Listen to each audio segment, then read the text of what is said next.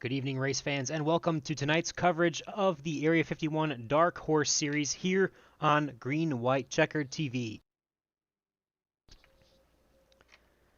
Bit of a change in the schedule. Myself, Boomer Logan, I will be calling the action alongside Andrew Wood tonight, who'll be joining us in just a moment here, getting things sorted out while Gael takes a break for the night, and hopefully he rests up and is ready to go again soon. But we will be at the Homestead Miami Speedway tonight in the IndyCar Area51. It's been a while, I know, since we've been able to broadcast this league. It's been a while since I've actually broadcasted it myself, and looking forward to getting back to calling some of this action here for you race fans tonight. As we mentioned, at the beautiful Homestead Miami Speedway tonight with 100 laps on the schedule, 77 degrees in the air, 57% relative humidity, a light wind at 5 miles an hour, and it should be some great conditions tonight for a wonderful race as we are getting ready to grid here. Drivers are making their way onto the pit lane, getting ready to roll off, and we are going to bring up that starting grid for you here. On the pole is going to be Bruno Miranda in the number 1 IndyCar. He's going to be starting on the pole with a 25-1-29 with Eric Peterson in the number 36 machine to his outside. Greg Forsyth in the number 99 4DRacewear.com machine is going to be inside row number 2 with Chris Stouffer to his outside. Nick DeGroot is going to start in the 5th position with AJ Hobson to his outside, completing row number 3. Eric Schaus and Jim Herrick are on the 4th row with Jari Brupacher and Gary Lovern in the top 10 tonight. Brad Adams and William Swenson will round out the first page of the grid as we bring up the rest of our starters here. Michael Mata and Charles Teed, they're going to be on row number 7 with Dan Morera and Elmer Joseph in row number 8. Adriano Fraporti in the 072 is going to start inside of Matt Wagner in the number 6. And the top 20 will round out with Bill Colley and Alan Morera to finish the starting grid. Drivers are rolling off down the backstretch already, getting ready for 100 laps. Again, the scheduled distance for the evening.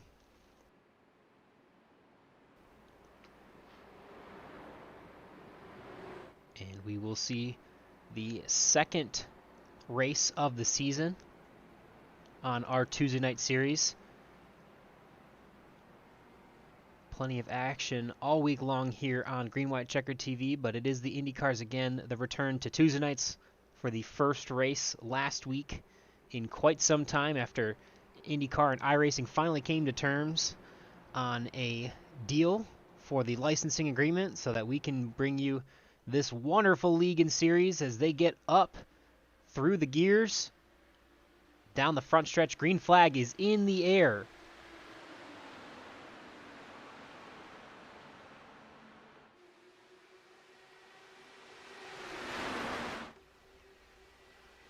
Bruno Miranda grabs the lead from the start in that red and white number 1 machine. As we got drivers running the inside, the middle, the outside, 2 wide, pretty far back throughout the field. Starting to settle out single file here. A lot of different options here at Homestead. One of my favorite tracks, if not my favorite track in iRacing, and potentially even the world, as this is probably one of the most fun ovals you can have with the progressive banking from the bottom to the top. And you see the top working well for Nick DeGroot, already up 3 spots there. He is already running down the leader of Bruno Miranda, but Bruno just ran the fastest lap of the race at a 25:34 to Nick DeGroot's 25:39 as we get rolling here early on.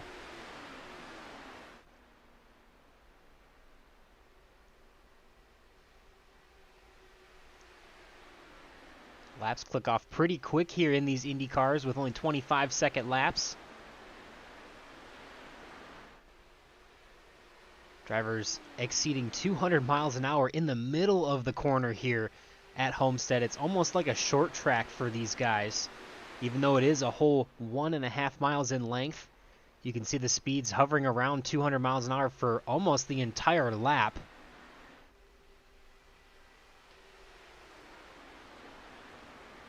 And it takes a lot of concentration and patience to be able to focus at that speed.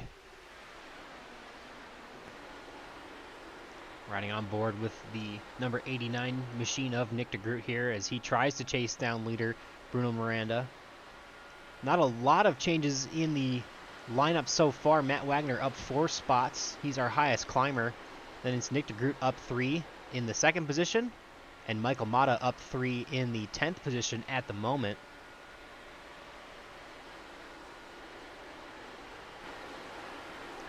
And you see from behind the 89 machine all sorts of lines, lanes being picked just from that progressive banking. Definitely the fastest around the outside. The shortest way is also around the inside, so you can kind of pick and choose what you want to do and set up a pass.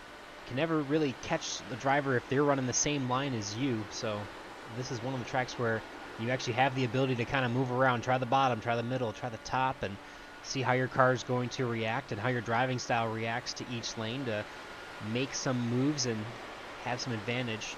Nick continuing to try the high line here, as the one of Bruno Miranda has pretty much been glued to the bottom of the track so far. Chris Stouffer here about 9/10 of a second off of the lead here in the podium placings at the moment. Eric Schaus and Craig Forsyth battling for the 4th and 5th positions.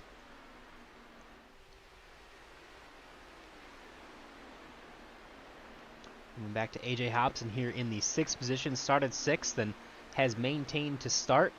Eric Peterson just behind him has dropped 5 spots, but it's still early on. There's a lot of time left to go in this one. Jari Brupacher here in the number 49 machine, currently in P8 with Charles Teed, now our highest climber, up 5 spots in the number 9 position.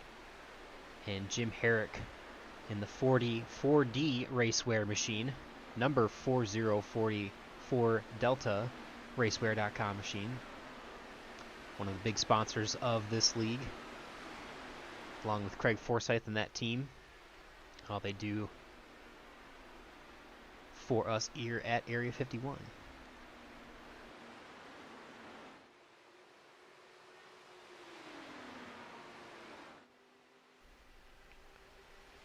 A few delays getting into the broadcast here. Apologies, we didn't have as much of a warm-up for you, but there's still plenty of action to see so far in this one.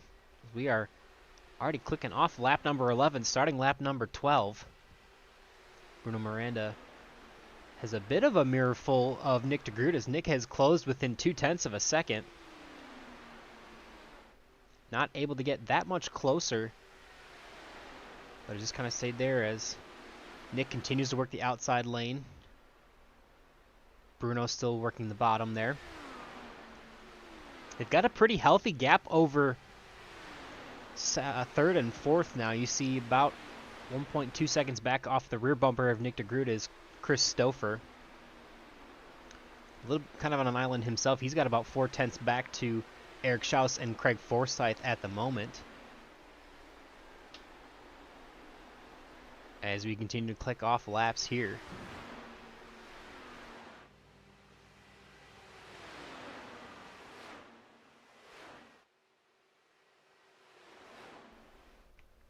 The wall cams give you a little bit of a view of how fast these guys truly are going. 25-second laps at a 1.5 mile oval is quite impressive.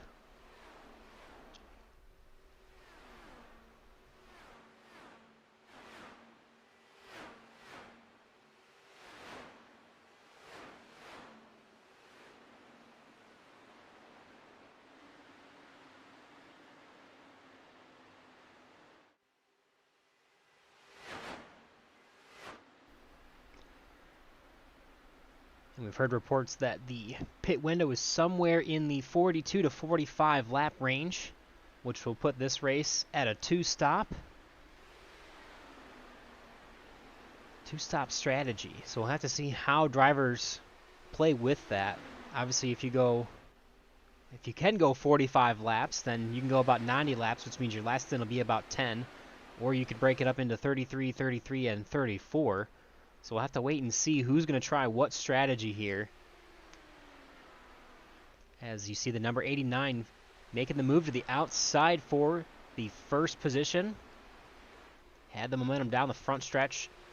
But the bottom line for Bruno worked throughout the corners. 89 is going to get just to the back bumper there. Still continuing to work those lines, their respective lines. As Bruno inches just ahead here. Just enough for the 89 to get a run down the front straightaway and back straightaway. To peek outside, but not enough to the middle of the corner to make anything happen. As Nick's going to jump to the bottom this time. He's going to set off there a little bit of slide job. As the number 1 is going to cross him over and try to grab that spot right back from the 89.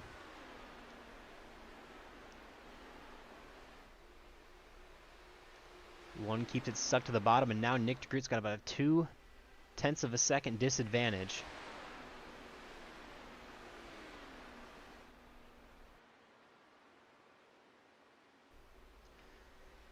Matt Wagner here, finally breaking into the top 10, up 8 spots on the night, having a pretty solid run for himself so far. Couple tenths of a second faster than most of the drivers in front of him. So he's looking to grab a few more spots before this first fuel run is done.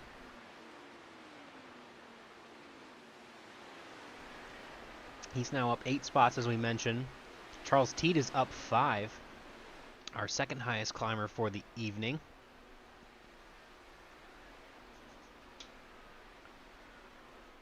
At the front's Bruno Miranda, who continues to lead. There was a little bit of a charge there for Nick DeGroot. Was able to get to the inside on the backstretch. Bruno said, no way. I'm going to cross you over here, and I'm going to grab the inside into turn number 1, and has pretty much been the story for the last lap or two. As Nick DeGroot finds himself at a 0.3 of a second disadvantage now, heading into turn 1.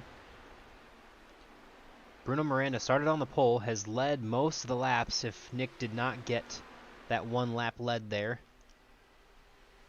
As Nick finds himself up 3 spots in the second position at the moment. Christopher up 1. Solidly in the top 3 at the moment. Followed by Eric Schaus up 3 spots from his starting position of 7th. AJ Hobson finds himself in the top 5 up 1 spot so far. Craig Forsyth falling back 3 to the 6th position at the moment. Jared Brubacher here in the 7th position. It's a fairly close battle back to Eric Peterson, who's only 0.3 of a second back. These guys have about a 1.5 second advantage of Matt Wagner now, who has just made the pass on Charles Teed and is going to try and make it stick going into turn 1 here. See if he can make that happen. And it looks like he will grab that spot from Charles Teed. Charles is going to have a little bit of run down the backstretch. Going to pull out towards the bottom. See what he can do.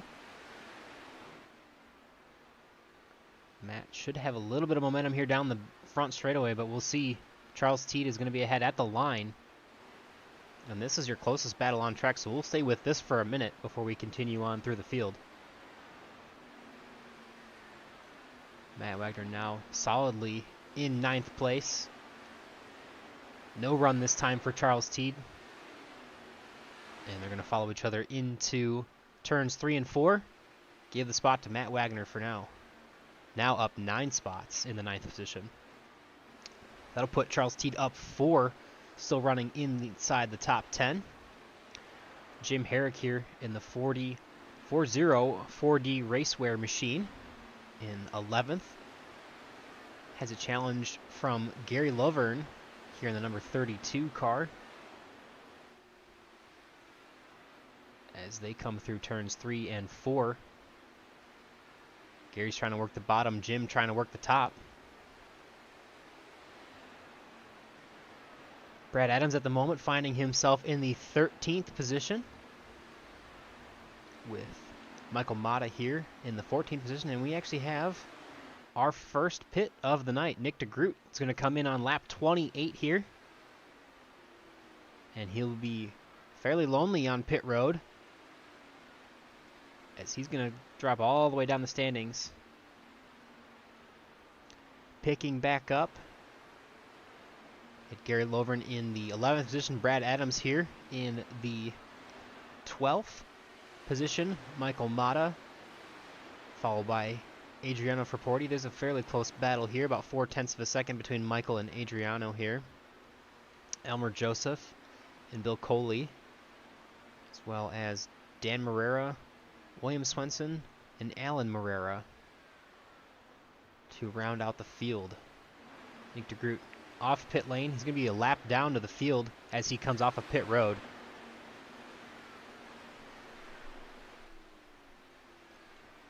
It's only 8.5 seconds there to replace all 4 tires on that machine. But it takes about 38 seconds on pit road alone, not counting the in-lap and the out-lap time. So you're going to lose at least a lap there, depending on where you are to the leader, as Bruno Miranda continues to click off laps led.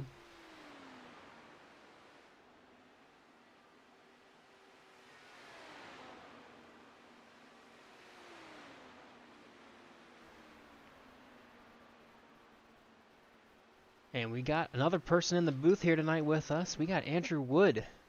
Excited to have you, Andrew. It's been a while since we've done a broadcast together. It's fun to be back doing this IndyCar thing too, isn't it?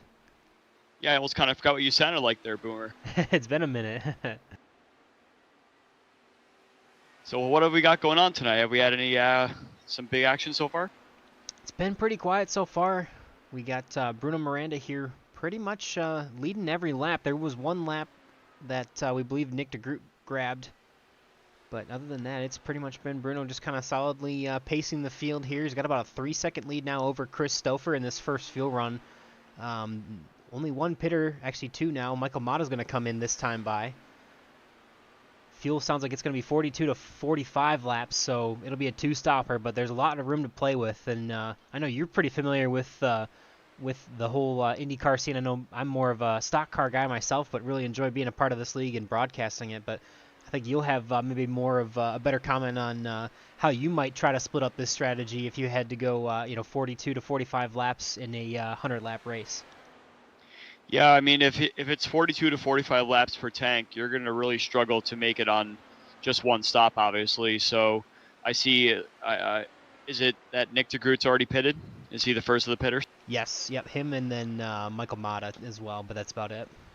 Yeah, so these guys are probably just feeling like they were stuck in the pack. Obviously, I didn't see what was happening prior to me getting here, but yeah, I imagine that Nick DeGroot probably just said, "Hey, I got to get out of this aero lock train here, and I got to try and do something a little bit different to try and get some advantage." So pit a little bit early and get some fresh tires, make his way through some cars. You could see he's actually kind of making more passes than probably anybody on the track right now. So this is the strategy that you got to do something different from the other guys to try and get some advantage.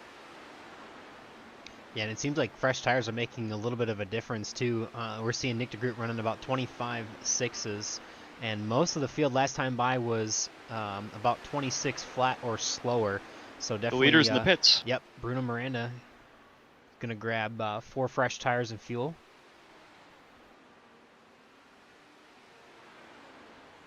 Yeah, I mean, at this point, once the leader pits and you already have a disadvantage just being behind them, it's probably best for you to also come in and pit. But also, it may be a good idea to try and trap that person a lap down as well. If you're out there and unable to pass once the leader pits, and then now you see Chris Stouffer's in the lead, he's able to get clean air, more than likely able to run faster laps than he was before. So perhaps the strategy is to stay out and hope for a yellow and come in, get your fresh tires, and stay in the lead. Yeah, right now, Chris really all night has been just kind of very quietly hanging out in that 3rd position behind the 1 of Bruno and the 89 of Nick DeGroot. And, just kind of solidly in first place at the moment here by about 3 seconds. He would be able to trap the 1 and the 89 a lap down if anything were to happen here as we continue to go through the first green flag pit cycle. We're going to see here. Yeah, Go ahead. No, I was going to say that Bruno Miranda actually managed to beat Nick DeGroot out of the pit here. So Nick DeGroot's strategy of trying to pit, and as we see AJ Hobson get a little high there in turn 4, Nick DeGroot definitely was trying his best to make up as much ground as he can and try and get some advantage, but they're getting closer and closer to the leaders. They just passed AJ Hobson for 3rd place here. So once DeGroot and Miranda get up to Chris Stover, it's going to be the best strategy for those guys to pit, because they're going to get their lap back, and once the elusive yellow comes out, they're going to be stuck behind them anyway. Yeah, definitely. And so far it's been pretty clean, pretty green. Always, not trying to jinx it as a broadcaster, but that is the fact of the night so far. As you see there, the gap between the 1 and the 89 down the backstretch. Bruno about 2.5 seconds ahead of Nick DeGroot. Still again trapped a lap down, as the rest of these drivers are going to try to see what they can do to wait out, as we actually have a yellow flag. Dan Marrera involved. AJ Hobson looks like he was entering pit lane at the time. And let's see if we can go back to exactly what happened here to bring out this yellow flag. Oh, this is a classic old tire, new tire situation right here. We'll bring up the replay here. See if we can see exactly what happened. Focused on, we'll bring it back, and then we'll switch over to Dan Marrera here. And yep, you see the contact there between Dan Marrera and the number 26 machine. Just one quick thing here, Boomer. We got a bunch of cars that are probably going to be stuck with very little fuel in their tanks if they were trying to hold out for as long as they can. So, yeah, we're watching this incident here, but we got to also pay attention on track to make sure that cars are going to make it to pit lane. Yeah, we'll jump back live there for that. But you saw the contact there between the 26 of Dan Marrera, and I believe... okay, so it was Dan Marrera and Alan Marrera as well. There's an extra E in Alan versus Dan, but yeah, we'll see. Marrera crime, as they might say. Yeah, there you go. Looks like our leaders are able to get down to pit road here. As you see everybody in. The only ones staying out so far are Bill Colley, and then the rest of our drivers who were 1 lap down, including Bruno Miranda, William Swenson, Nick DeGroot, Eric Peterson, Jim Herrick, Michael Mata, who had already pit. So I would think that those drivers are just going to be able to take a wave around. As you see Bruno Miranda getting the lucky dog here. He should be able to pit with the rest of our leaders, but everybody else, looks like William Swenson is getting waved around as well. Nick DeGroot, Eric Peterson, Jim Herrick, and Michael Mata should get the free lap back, the wave around, but they will not have the opportunity to pit.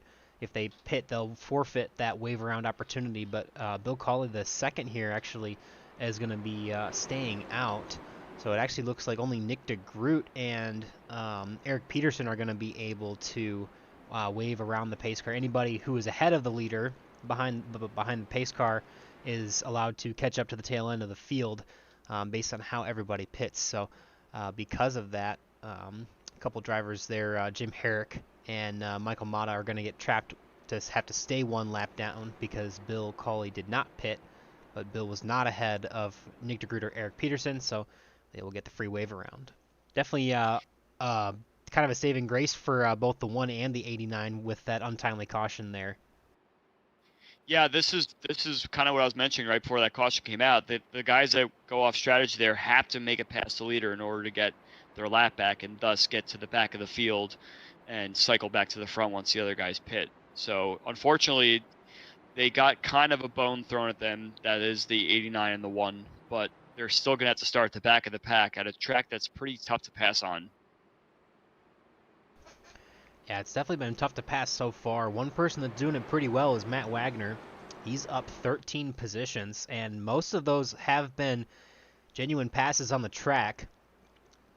He was able to get around Bruno Miranda, Nick DeGroot, and Eric Peterson, at least by way of the lap down situation, or the situation they found themselves being a lap down from the way the caution fell, but everybody else was a genuine pass on track for Matt Wagner, as it looks like we're going to see Bill Coley coming in this time by. So that is going to allow Jim Herrick and Michael Mata to get their laps back as well with the wave around here. So Bill will make his pit stop on lap 45, and he'll have 2 extra laps of fuel here. Andrew, do you think that's going to be anything significant towards the end of this one, or is it still too soon for that final pit window to open? I think we still need a couple of cautions in order for that to happen. It's possible, but I mean, the way that these cars get strung out on this track, the cautions you're going to see are either going to come in those situations where we just saw where a car is on new tires or on a restart of some sort. So I don't imagine that Bill Coley is going to be able to do this on the tank of fuel he's picking up right now. However, it's definitely going to get a bit dicey for the 1 and the 89 in those cars that are starting at the back there. So I'll keep an eye on them to see how much progress they make and just see how easy or hard it is to pass around here. But it looks like Stouffer is going to retake the lead here. Stouffer is a big fan of Homestead from my past experience, so I'm sure he's more than happy to have all this clean air right now. Before we forget, we'll take just a quick commercial break and be back for the restart here. 40 Racewear, makers of the ultimate sim racing shoes and custom apparel designed for sim racing by sim racers. 40 racing shoes are engineered to connect racers to the pedals in a way no other racing shoe can, all the while giving you the comfort needed to complete those double and triple stints. Visit 40racewear.com and check out the latest sim racing products that let you connect to your sim. Finish it or something like that, perhaps. So it'll all kind of cycle out and be strung out. That it will. We will be green flag once again. Apologies for the timing of the commercial break. Thought we'd have another seconder there before the green flag to get that in, but the sponsors of 40racewear.com appreciate everything that they do for the league. You notice the discount code Area5115 for 15% off at 4dracewear.com. As we see our leaders there, Chris Stouffer, you mentioned before the restart there, Andrew, he is a big fan of Homestead, probably the biggest benefactor of that yellow, as he's going to try and get back around Eric Schaus here into turn number 1. So they are going to continue to trade positions back and forth here, or at least try to down the back straightaway. Craig Forsyth here in the 3rd position in that number 99 machine, as Eric Schaus just ran the fastest lap of the race that last time by with a 25.16, better than any driver so far tonight. Yeah, I went ahead and watched the restart, and unfortunately at Pocono last week, not sure if you saw this boomer or not, but there was quite a few restart wrecks, and I was kind of worried that the same thing might happen again, but everyone got away clean. Now with a little bit of jockeying around the start-finish line, but yeah, it's nice to see that the league has kind of regrouped from whatever happened last week and are ready to make these restarts nice and clean, nice and competitive, and put their best foot forward here.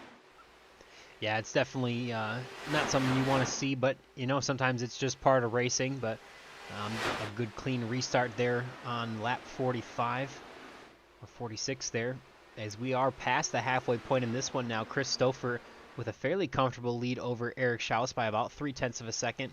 Craig Forsyth another 0.2 of a second back from Eric Schaus, and that is the blanket. We got a nice battle for P7 right now with Gary Lovern and Adriano Proporti. They've passed each other each the last lap, and looks like Proporti's going to have the run there going into turn 3. Gary Lovern's going to stay behind.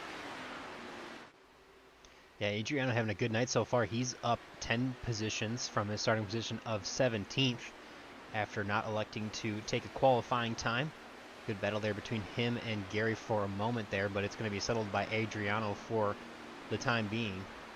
Matt Wagner still up. I was also going to say that I noticed that Nick DeGroots has gotten by Bruno Miranda in that back of the field battle there. So Bruno's actually making a move right now. So it looks like the net, quote-unquote, net leader, as we see Bruno take that right back from Nick again. So this is going to be an even more interesting battle to watch in the middle of the pack, as the guys in the front may be trying to do some sort of fuel save, perhaps. Yeah, it's definitely possible to get it. Well, it could potentially be possible, especially if you mentioned there's a yellow or two that comes out later.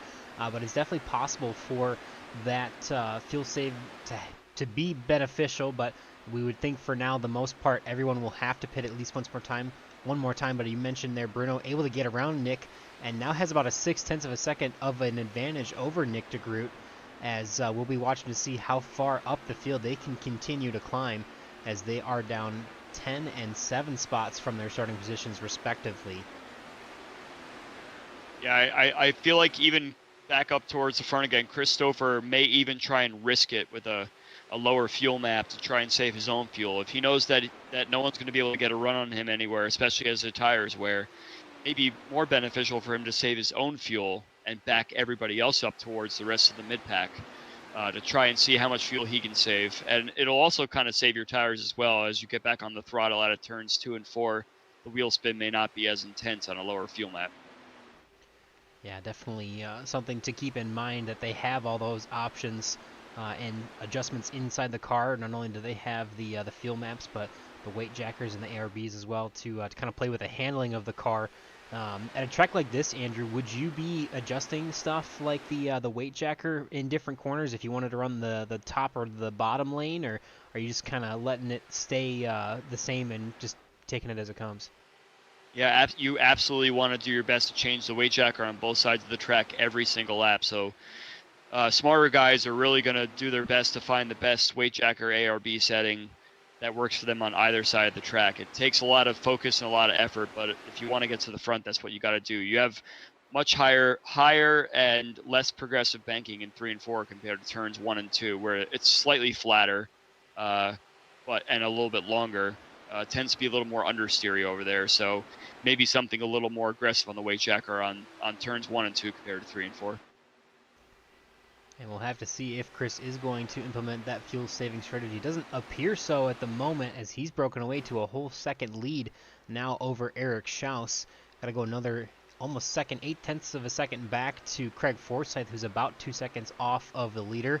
Pretty spread out here as Matt Wagner, up 14 spots, our highest climber, finds himself about 3 seconds back. Pretty decent amount of separation. There's actually a decent battle here towards the middle of the pack. Alan Morera has a mirror full of Bruno Miranda, as Bruno is continuing to try and climb through the field.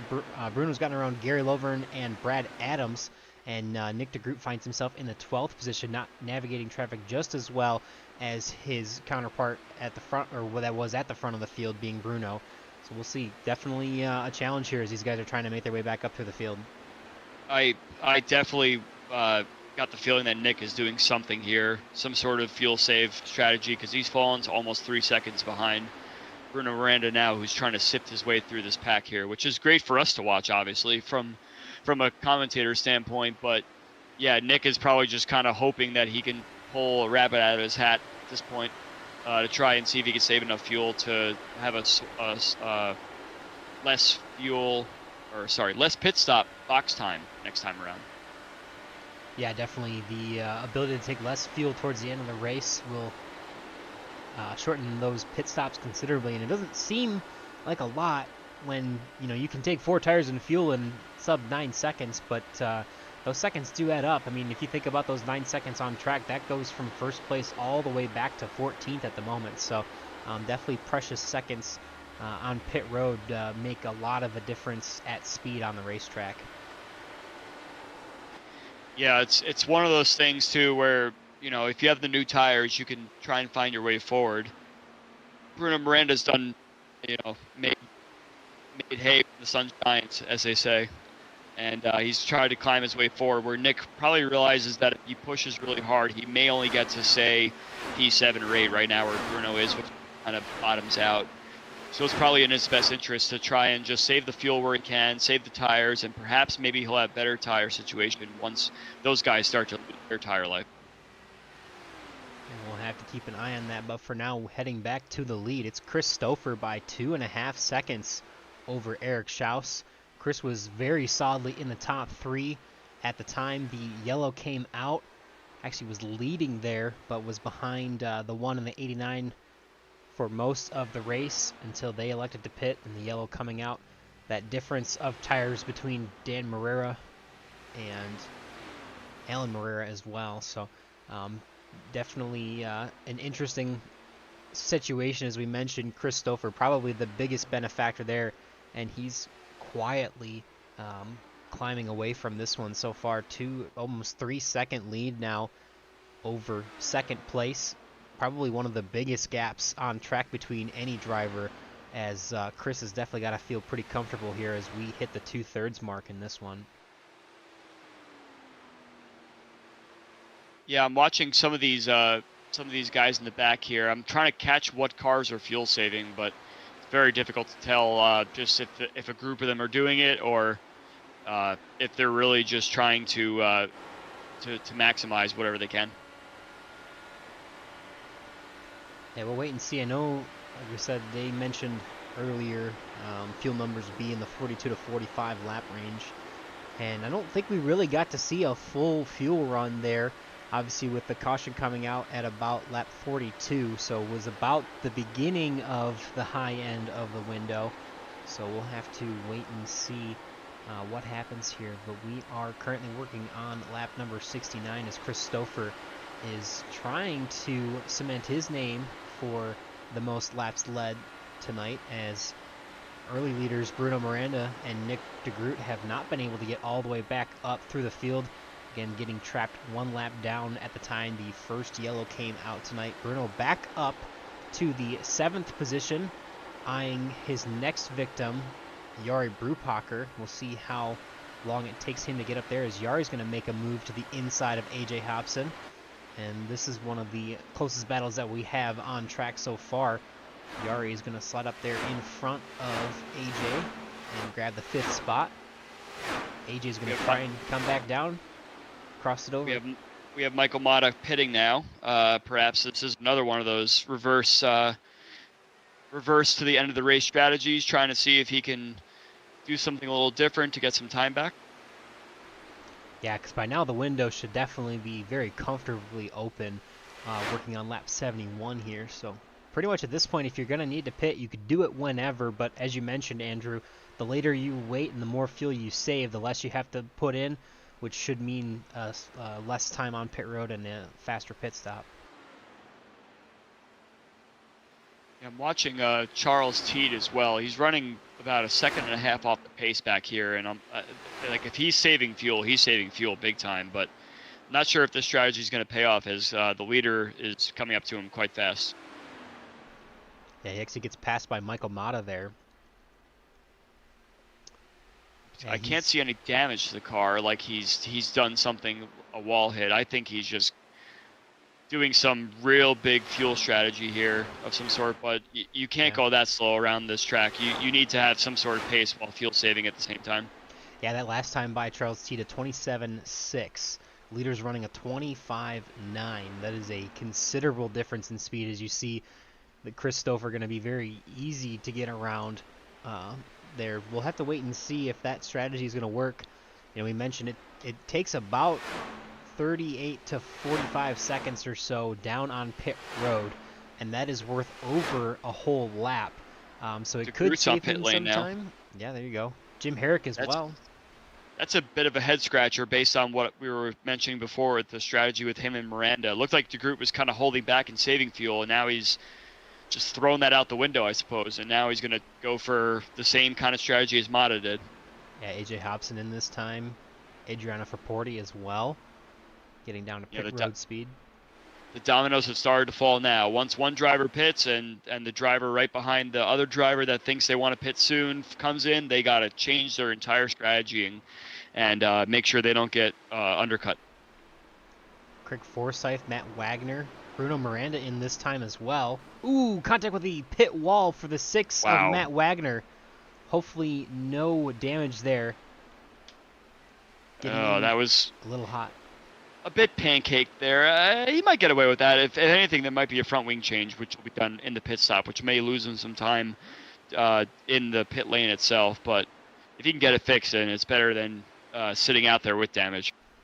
Yeah, an 8.27 second pit stop for Matt Wagner, so don't believe there was any need for repairs there, as pretty much everyone's been in the 8.5 to low 9-second stops for most of the 4-tire pit stops tonight.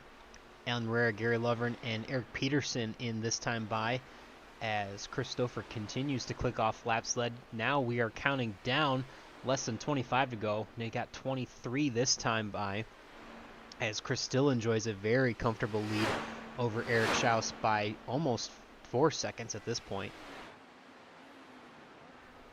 And there comes Chris Stouffer. He's going to come down this time by. Yeah, Chris Stouffer woes it down. He's going to try and see if he can still retain this lead. He's probably seeing everybody else behind him coming in and panicking, saying, man, I got to change my strategy up, even though I really don't want to. But hopefully he is able to come out the victor here and retain the lead, despite the fact that some other people have run some better lap times on fresher tires after their stops. No one else in the top 10 pit that last time by, as it looks like all the way through 8th. Sorry, it'll be 7th by the time Chris Stouffer gets back on pit road, but top 7 have still stayed out, as Brad Adams is going to come down. Coming in, yes. Elmer Joseph, Bill Coley as well. Yeah, you're Ooh, going to definitely contact with see the pit wall for Bill Coley. Sorry there, Andrew. No, it's okay. I was going to say you're probably going to see a couple of guys do the same sort of strategy as the Stouffer from last time. Try and stay out and see if they can maximize some sort of track position for a potential late race caution / everybody coming down pit road to take on some fresh rubber. Yeah, we saw that first incident, as you mentioned, that difference in speed between new tires and old tires. It's not a ton, but it is fairly significant. Matt Wagner, who has already pit, his last lap was a 25.26. Eric Schaus running a 25.85 in clean air.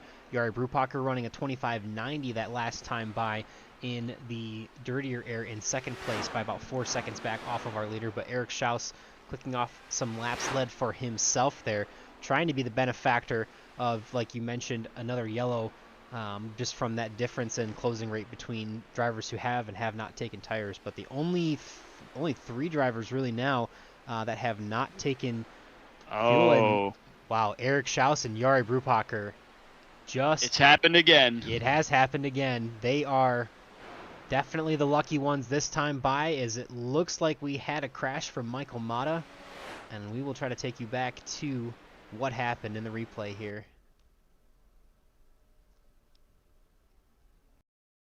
Yeah, I can't really explain this one to you there, Boomer. It's just kind of a random slow, lazy spin that I haven't seen characteristic of any cars that are on track this event here. So I'm wondering if there was just some real bad weight jacker choice there.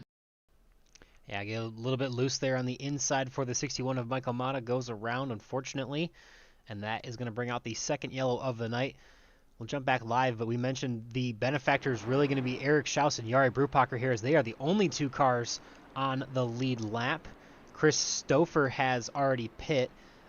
He is going to be scored in the 3rd position, so really no harm, no foul for him. He should be able to get the wave around, but we'll see. Yeah, we'll see Eric Schaus and Jari Brupacher, the only 2 cars on the lead lap at the moment, taking their pit stop. Charles Teed is actually going to come down again here, which is interesting because that is going to trap him 1 lap down. That's also going to trap... No, just Charles Teed coming down. So Charles Teed, yeah, electing to pit, going to go down a lap, or at least not get the wave around. So this will at least give the lucky dog to Chris Stouffer. So he'll have an opportunity to at least pit here. I assume tires definitely worth it, but is filling up all the way also worth it at this point if you're Chris Stouffer here, Andrew? Yeah, I think we want to. I mean, everybody is going to take tires for sure.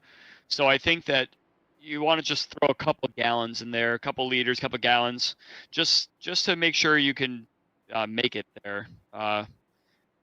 Actually, no, you're right. That they did come in with less than 42 to go. Yeah. So no, I don't see any need to take any fuel here. If anything, some people would probably have a little too much, or if some people were trying their best to make their their field numbers.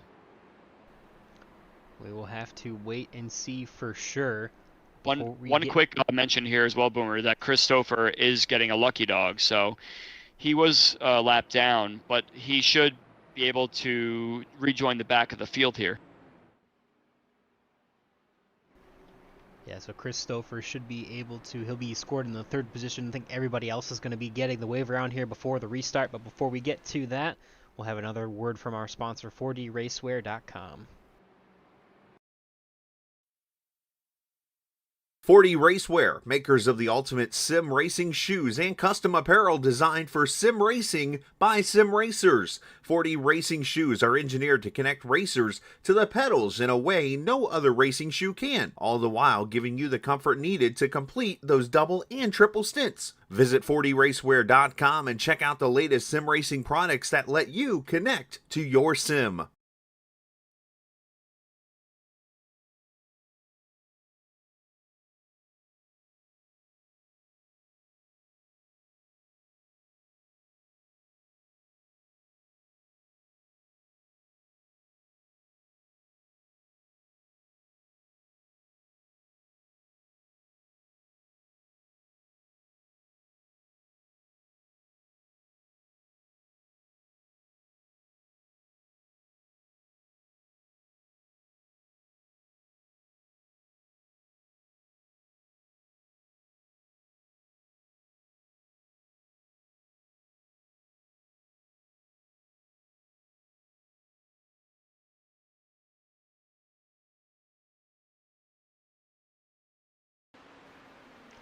There you see here most of the drivers getting the wave around, led by Michael Mata, Craig Forsyth, Matt Wagner, Bruno Miranda, AJ Hobson, Nick DeGroot. They are going to rejoin the field here, so that's going to put Eric Schaus, we mentioned, he's the benefactor of this caution. He had the lead at the time. Jari Brupacher was in 2nd. Chris Stouffer managed to come out 3rd as the yellow kind of fell, I believe, during the middle of his pit cycle. And he is going to be the 3rd car in line with the lucky dog. He was also able to pit for fresh tires and fuel. So that's going to be Eric Schaus, Jari Brupacher, and Chris Stouffer on fresh tires. And then it's going to be Craig Forsyth, Matt Wagner, Bruno Miranda on back, who had already settled for their last pit stop but were caught 1 lap down and are going to have to battle it out without any additional fuel or tires, as we are going to be looking like still 1 more to go. So with about 15 laps here to go, what is going to be your biggest keys or your biggest takeaway here towards the end, Andrew? Yeah, I'm trying to figure out what's going on here, because we were supposed to go green that lap, and it looks like the admins have decided to extend it for some reason. But it seemed like the whole entire field is grouped up, so maybe there's some sort of race control issue. We're trying to figure out where everyone's standing. Looks like the lights are off, so I would believe we're going back this time. Thought we were going back last time, but Eric Schaus, Jari Brupacher, and Chris Stouffer, again, drivers who were able to get a fresh set of 4 tires there under this yellow. Craig Forsyth the first on the older tires, last pitting on lap 75, with most of the other drivers around that same time. Matt Wagner in the top 5, Bruno Miranda after the hot start, he is back up to the 6th position after getting caught 1 lap down during the first yellow flag cycle. AJ Hobson and Nick DeGroot in a similar position as Bruno, as he's going to find himself in 8th. Adriano Frapporti and Alan Moreira are the top 10. Jim Herrick, Gary Lovren, Eric Peterson, Brad Adams, and Elmer Joseph, your top 15. And it looks like pace car is going to pull off this time.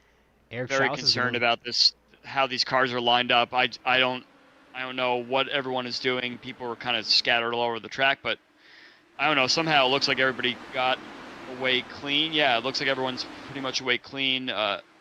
It's going to be very interesting when the cars get to turn 3 of who's got runs and who's not based on that restart. The wait and see, as it looks like Eric Schaus has Jari Brupacher to his outside in turn number 3. Eric is going to keep the lead at the moment. A little bit of a run for the 49 of Jari Brupacher. He's going to jump back to the outside here. trying to take away that spot from the outside lane. Yeah, another thing to keep in mind is that Eric Schaus has not found himself in many lead positions here at the end of these races. So lucky for him, he's got Dan Marrera, the 4th car in line that's a lap down, that seems to be bottlenecking pretty much everybody in the field right now. So it's allowing the top 3 to get away and maybe not put so much pressure. It looks like that mid-pack is really stacking up going to turn 1. Yeah, there's a huge mid-pack in this battle right here. As you see, the 61 of Michael Mata also stuck up there as they don't clear the lap cars to the back of the field. The 89 is going to get kind of stuck there by the 1, kind of using the 61 as a pick. Nick's going to try to go to the outside here as they are 3 wide. Look at those moves through turns 3 and 4. What a move by Miranda. Wow, on the exit of 4. He found a hole that was closing up very fast, but yes, he's keeping up with Nick going through here. Matt Wagner got completely mugged there through turn 1 by both Miranda and DeGroot. Big moves for both of them as they're going to try and set their sights on AJ Hobson next, but they continue to battle side by side. Matt Wagner there with a great run, passing a lot of cars, probably the most on track as 89 gets a little tight there, but the 1 is going to slip on through and going to work on the 4 machine of AJ Hobson getting to his inside. Yeah, one of the things about Homestead in particular on these fresh tires is that in order to clear the car through 3 and 4, you really have to send it. But all that does is hamper any speed you have on the exit of the corner. So anybody that's tried to hold back a little bit to try and make some sort of advantage usually gets such a huge advantage going down the front straightaway to turn 1. I see that happening every lap so far in this mid-pack. So we'll keep an eye on these guys to see if they can get back up through the field. You see Matt Wagner battling with the 89 of Nick DeGroot at the moment. Nick going to grab the spot for now. Bruno Miranda back up to the top 5, but it's Eric Schaus, Chris Stouffer, and Jari Brupacher still battling for the lead here. Eric Schaus has the point at the moment. Chris Stouffer has gotten back to 2nd place at least, as he has Jari Brupacher behind him for the moment. And these 3 running pretty solid lap times. Chris Stouffer that last time by running the fastest lap of the race at 25:15, and they are battling very hard at the front of this one. Eric Schaus continuing to control, but there are going to be 5 laps left at the stripe, and Chris Stouffer is going to try and make the move the outside, see if he can make it stick through turns 1 and 2, and if he can take the lead back over. Eric Schaus has a good run from the inside. He's going to try and close the door a little bit, but no, the 13 is still there battling side by side. He's going to have the advantage on the high side of the speed, but Eric, the shortest way around the track in the inside lane, is going to continue to keep that spot for now. Yeah, like I mentioned before, this is Chris Stouffer's playground right here. Homestead is his favorite track. I think he wants nothing more than to find a way by Schaus here. And if he plays his cards right, if he has a few tricks up his sleeve to maybe wear Schaus's tires a little more, he may come out on top. But I'm sure Schaus wants to get a win, as he has not found himself at the front of these races very often. Schaus still battling very hard from the inside line. Chris not able to get enough momentum to take the outside. Going to try and fake to the inside, back to the outside, all over the back of that 72 machine as he tries the outside once again. The inside lane with the advantage through the middle of the corner, but Chris is pretty well alongside. Going to try and use that momentum in the high lane to get around him. They're still side by side, almost even as they enter 3 advantage now to Eric Schaus through 3 and 4. As they are single file for the moment. There's going to be 2 laps to go this time by. Yeah, a lot of excitement up front, a lot of excitement still for the bottom part of the top 5 here. We got Nick DeGroot and Bruno Miranda still trying to figure out who's going to be the best on top. I think Bruno's going to have this one. For now, it is the 1 as he settles into the 5th position. But we are going to watch this last lap battle between the 72 and the 13. The 13 trying to get around the 72. It's the 72 leading us to the white flag. What does Chris have to get around the high side here? Does he have enough momentum? Can he make the pass stick? Is Eric going to hold the bottom and be able to take this victory? Yeah, it looks like he's doing everything he can to hold position. Oh, there's a little bit of contact there entering turn 3. I think Schaus might have just enough juice on the bottom. We'll wait and see as they come to the line. Single file, not enough for the 13 of Chris Stouffer. It is going to be Eric Schaus grabbing the victory in the number 72 Hot Wheels machine. Yeah, what a great last couple laps there. I feel like Chris really wanted that one. Like I mentioned before, I bet you when we speak to him, he's going to feel like he left something out on the table. But yeah, big shout out to Eric Schaus. Great strategy, trying his best to figure out how he could maximize his mid-pack position, take it to the front, stays out to yellow, and that's sometimes how it goes. Eric taking advantage of the final caution there, being the biggest benefactor and never looking back, grabbing that first spot. Had a little bit of a charge from Yari for a moment, and then quite a bit of mirrorful of Christopher for the last 10 laps or so. And he holds on and is going to burn it down on the front stretch here at Homestead Miami Speedway. That's Eric Schaus's 8th win of his Area 51 career, tying someone named Andrew Wood. So he's up there with jumping up through the statistical, historical, whatever you want to call them, standings.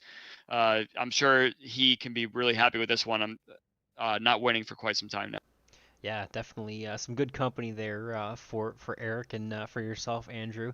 But we've got a couple interviews to do, so we're gonna work on getting those guys up in the booth, and we'll have to wait and see. Trying to find Yari here and see if we can grab him for an interview. Don't see him in a channel at the moment, but we'll see what we can do to grab the rest of these drivers and at least get ready for those interviews. Yeah, definitely a solid battle there at the end. And we'll wait just a moment here.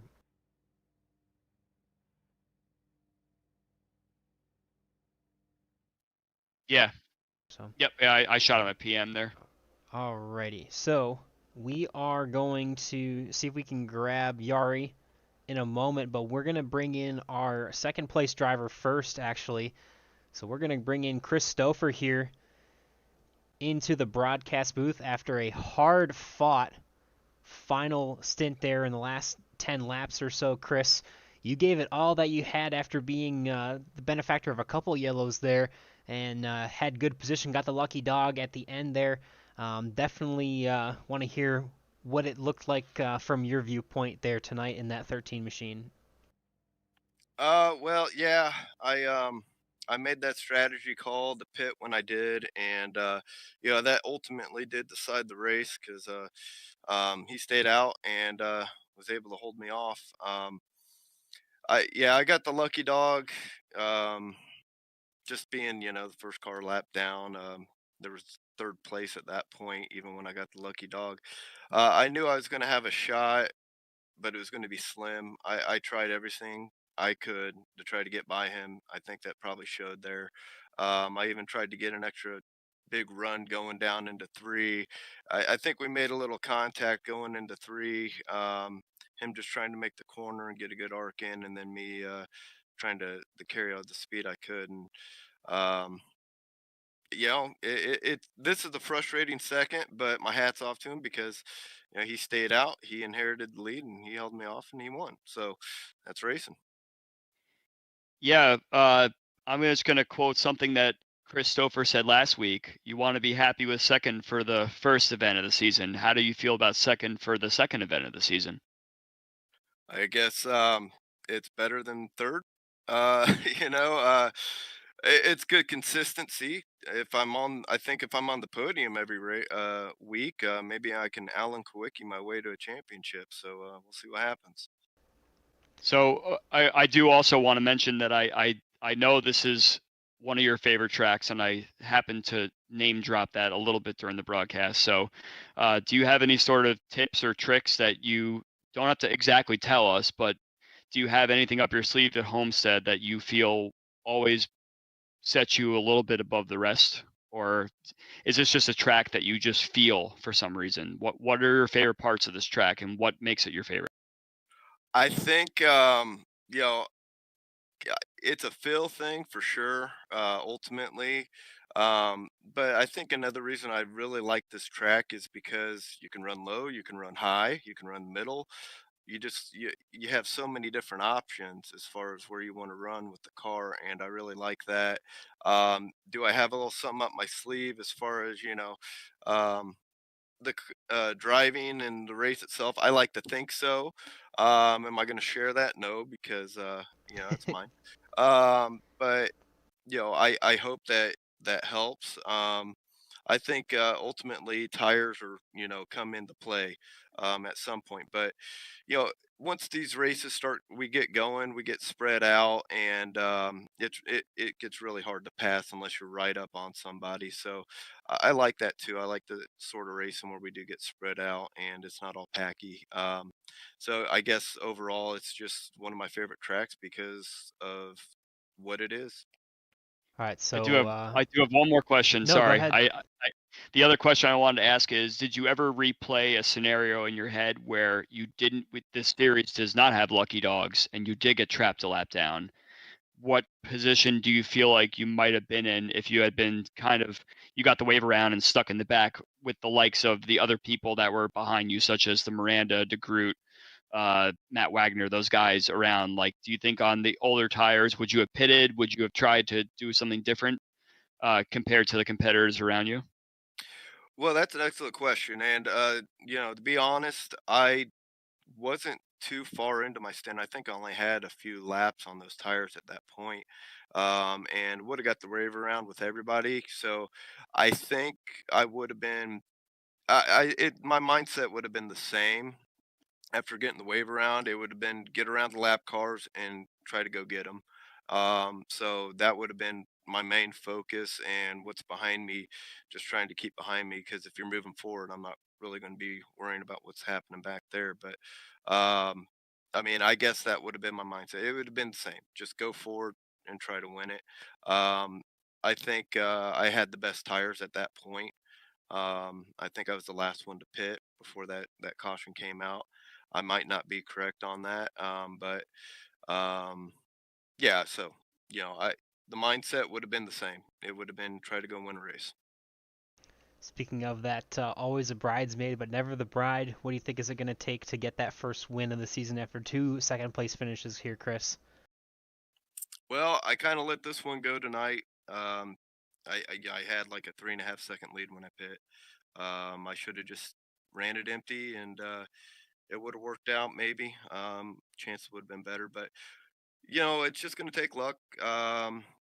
At this point, I'm doing everything I can, I guess you could say, to be there at the end. If we get a track where tires come into play more, the outside line starts to work more, and you can't hug the white line. That's certainly going to play into that big time. So we'll just have to see how it goes going forward. Good deal. Well, still a pretty solidly earned second place for you tonight, Chris. Want to give you a chance to roll out that red carpet for any thanks or shoutouts for the podium tonight. Well, like always, thank you guys in the booth for broadcasting us. Much appreciated, Matt, and everybody for putting on the league. Also, don't forget to go to 3D Raceware, get all your racing needs, and you know, um, well, thank the wife, and yeah, um, hopefully next time we can pull out a win. Wishing you the best luck, Chris, and we'll talk to you soon, buddy. Congratulations again. Thank you. Alrighty, looks like we do have a copy with Yari Brubacher now, so we're going to pull him in, go back down the running order for a solid third place tonight with Yari. Yari definitely had a bit of a solid fortune there with that last yellow flag, and coming out there in the top three for the final restart. Take us back through how that looked for you in the driver's seat coming home in third place tonight. Yeah, I was kind of expecting that we would see maybe cautions when people were pitting. So I just gambled and stayed out as long as I could have. I think I had fuel for about 8 more laps, and then obviously we got the restart, and Eric just really held the inside line well, and it just was never quite enough to stay there on the outside line. And then Chris joined us there for the battle, and once they were going side by side, I felt like my tires were overheating and I couldn't follow them. But it's great to get a third place. I took a break from iRacing for like half a year, so this was my first race back, and definitely glad with the result. Yeah, so you just mentioned, I was actually gonna follow right up on that question, Yari. So you haven't been around for quite a while, so this is your first race back. What were your expectations coming to your first race back here tonight? Yeah, my goal was to finish the race, and I did some practice beforehand, offline, so just to get the feel a bit for the car and see if the car has changed a little or something.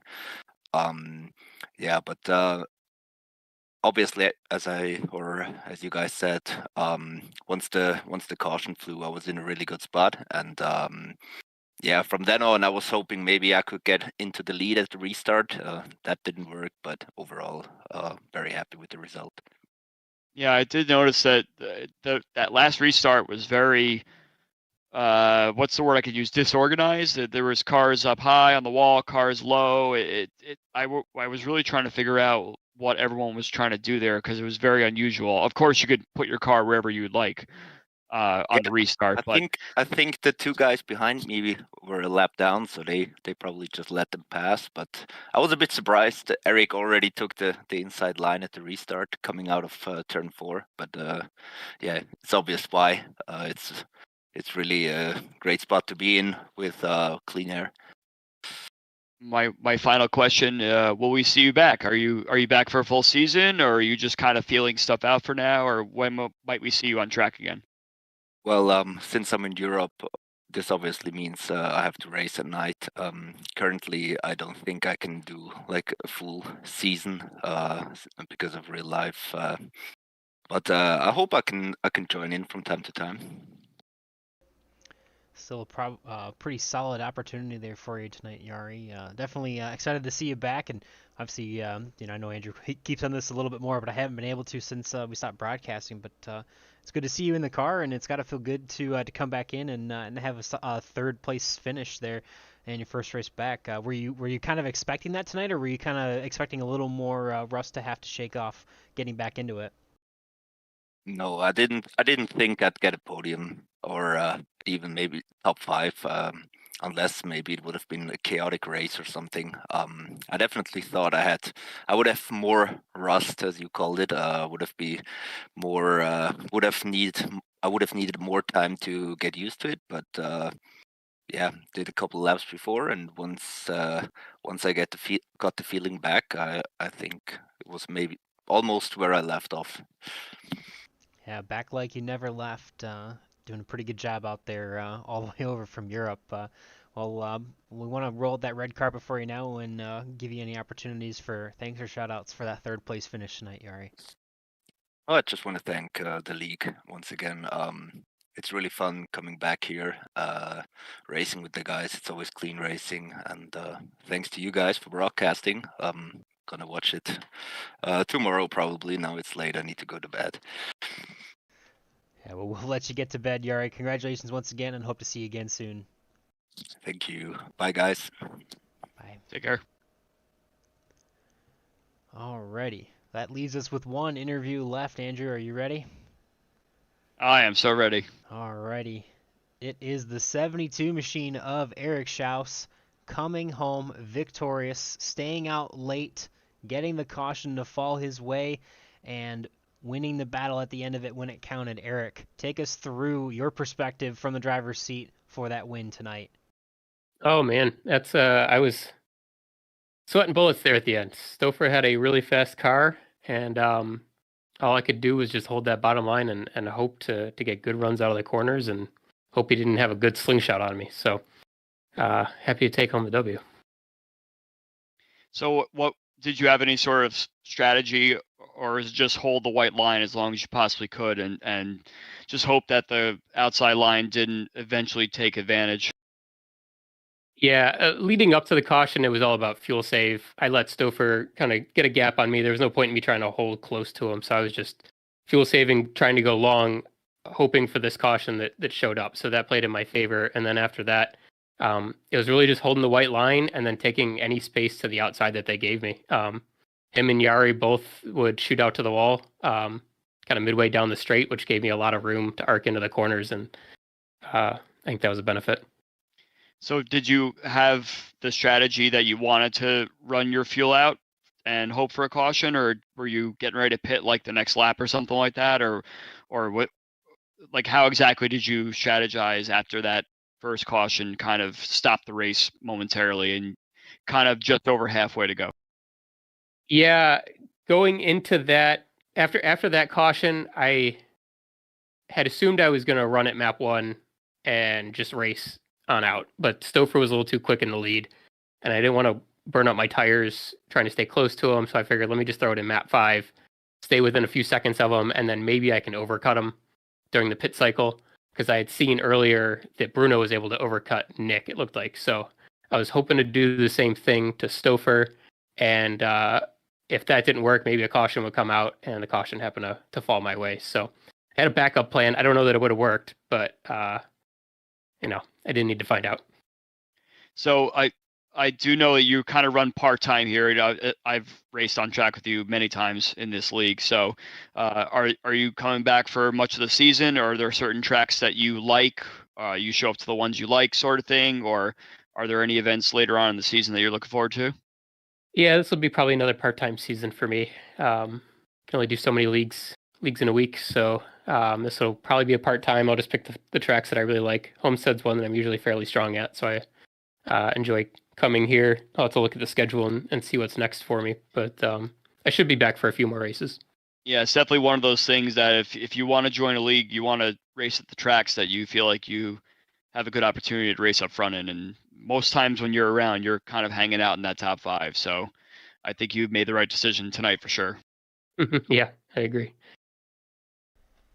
Well, Eric, definitely a good opportunity. Obviously, you and Yari both coming home pretty solid finishes. Obviously, the win for you on a part-time schedule. It's got to feel good to get that win. And do you think you can repeat again sometime later this season, or are you just hoping to do your best when you come in every week?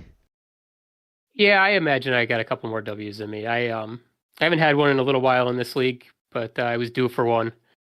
And I believe I can get a couple more this season if things fall my way. So see how it goes. Yeah, good deal. Well, yeah, go ahead, Andrew. If you get one more win, you're going to pass me in the overtime overall win list here. So if you get another one, I may have to step down from the booth and get back in the car again. All right, I got a target then. You got a couple to catch up for on qualifying, though, I think. So I think you might need to get back on the car. Yeah, qualifying's never been kind of my strong suit here. So you could. I'll let you have that one. I'll take the win topper. Yeah, there's no trophy for qualifying good. So there you go. Well, Eric, I want to say congratulations once again, and roll out that red carpet for any thanks or shout-outs you'd like to give for that win here tonight. Sure, yeah, I appreciate you guys in the booth broadcasting. I look forward to going back and watching this. Thanks to Area51 for putting on the league and DarkHorse. Thanks to Matt for running it and all the other admins. And thanks to any of the fans out there watching. Plenty of fans. Do you have any loved ones watching tonight, Eric? I know you kind of have somewhat of a fan club that show up once in a while. I don't know if my wife watched it or not this week. She may have gone to bed. We had a newborn. 11 weeks now, so she's pretty tired these days, so she might have disappeared. But in case she was watching, shout out to my wife. I love you. You better show her the broadcast, and yeah. Obviously something good came out of it. There you go. I was going to ask. I'm sure there's plenty of fans in the stands cheering you on, but definitely, hopefully, she's able to watch. If not, get her a chance to rewatch and get that shout out for her. But congratulations to you and her, obviously, on the newborn. And especially for the win tonight as well, Eric. And hopefully we'll talk to you soon. Yeah, thanks, guys. Take care. That will do it for the interviews here. We are going to grab our race results before we get on out of here. And just kind of summarize tonight, we saw Eric Schaus, Chris Stouffer, and Yuri Brupacher talk to them all with solid finishes there in the top 3. Kind of more of a benefit of that final yellow and how it fell. Obviously for Eric and Yari to be able to stay out and stay on the lead lap, and then for Chris to be the first car one lap down as the yellow came out as he was coming out of the pits fairly fortunate for him to get that lucky dog and still be able to battle. A great battle it was for the last 10 laps or so. Craig Forsyth holds on to the 4th spot with a solid running for him, up 6 spots. Sorry, he's down. I was looking at Yari Brubacher was up 6. Craig was actually down 1 after starting 3rd, but still a solid night inside the top 5 for him. Bruno Miranda, we saw him really dominate this race from early on. Got trapped a lap down in the first yellow, was barred back in the pack, and unable to really move too far forward. Was also trapped a lap down on the second yellow, but had better track position and was absolutely slicing and dicing through the field, as well as his counterpart Nick DeGroot, who I believe only led 1 lap in this one, but still had a really, really solid finish. And Andrew, that was a lot of fun to watch those guys come up through the field. Yeah, it was definitely one of those races that could have and should have gone green flag the whole way, just based on how spread out everyone is. But you always kind of mix it up a little bit once the pit strategy starts, rather. Guys that have fresh tires and guys that are on older tires, unable to really predict exactly how aggressive these guys want to be to get forward. And, it definitely had a little bit of everything tonight. Yeah, definitely a very exciting battle as we saw El Morera get caught up in the first yellow, able to bounce back and come home in the 7th position as AJ Hobson, Adriano Frapporti, and Matt Wagner come home in the top 10. Matt was the highest climber at the moment, but actually Alan Morera was up 13 spots on the night, so give that to him as we saw Eric Peterson come home in the 11th position with Brad Adams, Jim Herrick, Elmer Joseph, and Gary Lovern in the top 15.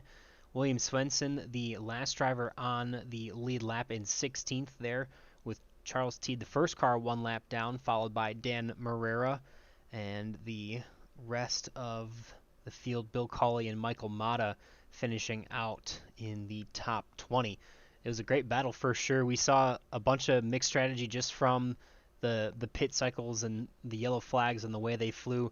Was really interesting to see how it kind of played out, and obviously could have gone green to the end, but I think it gave us a little bit more excitement there, Andrew, as you kind of touched on that we actually had a couple yellows, even if they were kind of out of sequence or not really expected with some of the contact and the spin that we saw there. Yeah, I would have loved to see maybe a opportune yellow that would have made this a fuel save race. Watching these guys kind of put another layer onto their driving would have been definitely exciting to see. But you can't plan these things, so however it falls, it falls. But back to those standings for a second, I want to shout out Alan Morera, who unfortunately last week had a bit of a rough go at it, and he managed to bounce back this week with a top 7. And so far we have 5 guys that have finished on the podium in the first 2 races. So this is already shaping up to be quite a competitive and close championship. So it'll be very exciting to see where it goes from here. Yeah, and the only repeat there being Chris Stouffer, second. Hopefully trying to see if he can finally get that race win. But a solid start to his season as well, as like you said, Andrew, should be a lot of fun. It's just a heads-up championship, just like they do it in IndyCar here on Tuesday nights in the DarkHorse Area 51 series. So going to be a lot of fun to see how that championship battle plays out throughout the rest of the season. Speaking of the rest of that season, we've got another race next week at Donington Park on January 30th. Followed by Michigan in 2 weeks, and then we'll take a week off for the the Valentine's week in general, but we'll be back on February 20th at Phoenix on Tuesday night. So a lot of action upcoming, and if the first 2 races of the season are any indication, it is anyone's game right now. Everything is up for grabs, and should be a lot of fun to watch, and be sure to stick around and find out what's going to happen. Obviously, we've got a lot of other action here on Green White Checkered TV on Thursday nights. You'll hear myself in the booth. We've got the Xfinity Super Speedway Series, as they'll be jumping back in those cars. And on Sunday nights, we also have the Truck Series in the Super Speedway schedule as well. So lots of stuff all week long here at Area 51. Be sure to tune in every single night that you can, Tuesdays, Thursdays, and Sundays, for plenty of action. And want to make a mention for Kyle Brooks. Definitely hope you feel better, buddy. Hope to see you back in the booth soon, but happy to cover for you. And we miss you and hope you're back feeling better soon. Another also mention, I think I assumed it was mentioned last week on Thursday broadcast. I know we mentioned it on, on the Tuesday broadcast. I know I mentioned it on the Thursday broadcast, but in the off season we lost Robert Jordan, and you see the RJ Strong logo in the bottom right corner of the screen there. That is for him, and obviously still thinking about him and his family here at Area 51. Definitely a hard competitor, and will be greatly missed, and definitely wish the best for his family as they deal with that loss. But nonetheless, still a lot of action to be had here at Area 51. And for myself, Boomer Logan, and for Andrew Wood, we appreciate you coming out tonight or rewatching after the fact. Always appreciate all of our fans, and hope you guys all have a great week, great night, and we'll see you soon.